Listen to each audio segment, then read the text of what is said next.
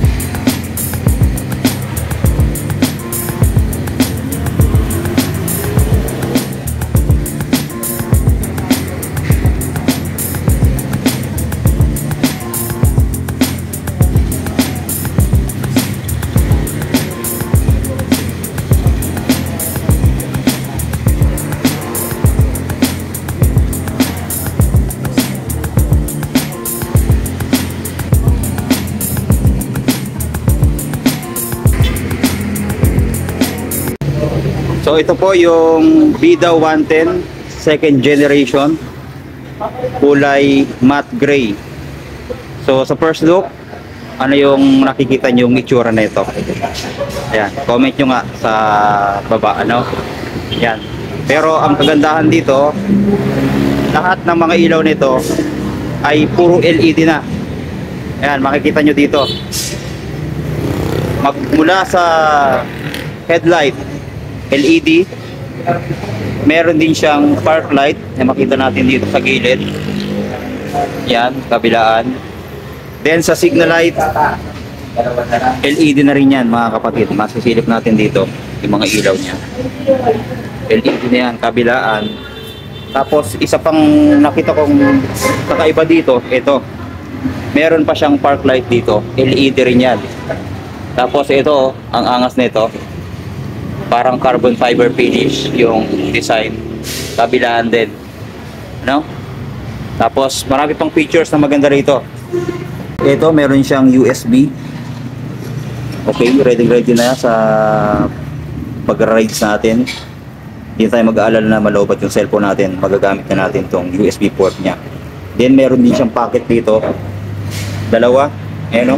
Very useful to mga kapatid. Medyo malalim din. So, pwede nating lagyan ng mga bimpo or mga barya natin. Then, isang maganda rin yung meron siyang utility hook. Ayan o. Diba? Semi-automatic pero meron siyang ganitong features. Then, sa kanyang ignition, ito. Naka-shutter lock key na rin. Ayan. Tapos, ang kagandahan, tatlo pa yung susi. No? Ayan o. Tatlo yung makukuha nyo dito mga kapatid. Then dito sa kanyang panel, makikita naman natin naka-analog. Then maganda din yung pagkaka-design. Bali 4-speed semi-automatic. Ito yung neutral and yung gear indicator nya. Then sa headlight, fuel gauge meron. Tapos yung signal light indicator. Then yung kanyang speedometer and odometer.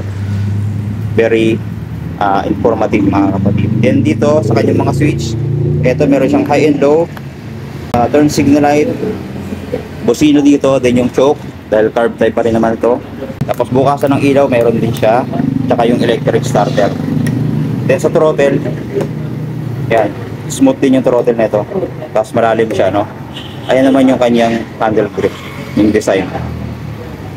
So goods din to mga kapatid. Then balik tayo dito sa harap. Ayan yung design niya. Meron siyang decals. Kung mapansin natin, ito napaka ano lang, parang shadow, no? Kabilaan yan. Tapos may lining na kulay red dito. Ayan. Yan lang yung decals niya dito sa harap.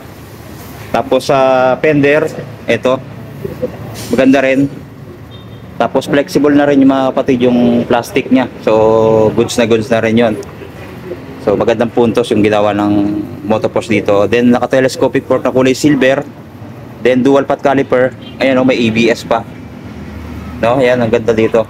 Malakas ang kapit ng preno nito. Tapos disc brake niya naka-round shape. Tapos kulay gold yung design dito, meron din dito. Tapos naka-spokes wheel. Then ang size ng gulong ay 250 by 17. Tube type po. Then dito naman sa likod, ang size ng gulong ay 275 by 17. Then naka-drum brake din yung kanyang preno sa likod. Then dual shock tayo. Ayan sa likod. Hindi siya adjustable ano. Tapos yung kanyang muffler ito. So maganda rin mga kapatid dahil meron na siyang hit guard na chrome finish. May tutak na Motoposh yan dito. Then yung dulo niya ito. No? Matte black naman yung pinaka-muffler niya. Kaya makita natin dito. Then meron pa rin naman siyang kickstarter. So very useful pa rin to. So sa tapakan sa preno, yan. So malapad din. Then maganda rin yung forma dahil hindi siya katulad nung sa mga Pantra, no? Tapos yung makina niya ito kulay glossy black naman. Then sa tapakan sa angkas ito, napipilip din siya tapos goma, no? Makapit sa paa. Tapos ang ganda ng pagkaka-design dito, yung silver na bracket niya. Ayan. Tapos dito sa taillight, ito, fully LED na rin mga kapatid yung mga ilaw. Ito yung sinasabi ko na napakagandang upgrade na ginawa dito. LED signal light, then pati yung kanyang taillight. Meron niyang reflector dito. Tapos yung fender, ayan naman. So flexible din yung kanyang plastic. Tapos dito natin makikita sa side na to yung kanyang decals naman na kulay silver, kulay red, tapos yung tatak na Bida 110 S2 or yung second generation. Ayan. Tapos dito rin pala yung bukasan ng nung upuan Ayan. Tapos sa upuan, ito naman saktuhan lang din, hindi siya malambot na malambot. So saktuhan lang. Tapos may tatak na Motoposh. Then sa grab bar ito, napabalutan siya ng goma. So goods na goods, makapit sa kamay ito. Cambio, ito naman. Bali 4-speed nga po, puro sa harap lang din, no? Yan, tapos meron din siyang side stand and then yung center stand niya. Okay din, yung pintura makapal. Tapos makintap. Tapos yung kanyang chain drive. So maliit din yung size, no? So naka high speed na rin to. So ayun naman yung makina niya dito. Masisilip na natin dito. Ayan. So carburetor type, pero naka Euro 3 compliant na rin to, no? Kaya matipid sa gas. So ayan po, pakita ko sa inyo yung kanyang cash and installment. Ito yung binigay sa atin. Ang cash niya ay 42,000, pero kung kukunin natin, meron pa siyang discount, bali nasa 40,000. Tapos meron pa siyang mga previous na kasama. Tapos kung installment naman natin kukunin, ay naka-straight monthly po itong motor na to, no? Kung ano yung monthly nito, yun na rin po yung huhulugan nyo. Tapos meron lang siyang dagdag na 200 pesos para sa processing fee. So siyempre i-register yan dahil 3 years registration na rin itong motor na to. Tapos magiging 2,578 ang kanyang monthly sa unang bigay, mga kapatid, no? After that, mga kapatid, kung updated na tayo, magiging 2,378 na lang po ang ating monthly sa 3 taon. Ayan, napakagandang offer, mga kapatid, na Motoposh ngayong 2024. Ayan, marami silang unit na Bida 110 na second generation, no? Bali 5 units yung nandito. Ayan, tapos yung na-picture natin na Evo 150, isang unit lang.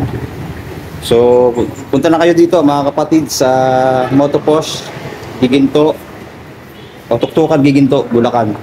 Tapos andito sila, sir. Ayan. Shoutout sa inyo, sir. Salamat sa pagpayag. Ano pangalan niyo, sir? Sir Bong, tsaka si Ma'am Ma'am May. Yan. Punta kayo dito at i-assist nila agad kayo kung ano yung gusto nyong unit. No? Ayan. May mga presyo naman, kaya hindi na masyadong... Lang kasi neto mga pre. Hmm? Bagong kakababa lang ngayon. Okay. Napansin natin na bagong labas talaga. Yung unang hinahanap ko talaga dito yung Evo 150 na yun na version 3. Pero meron pa pala, ayun. So, Malaki goods na goods. yung malaki. Yung isa pa. Okay. Oo nga, yun. Yun lang, sir. Salamat po sa Thank you. pagpayag. No? Ingat po kayo lagi. Okay. God bless po. God bless.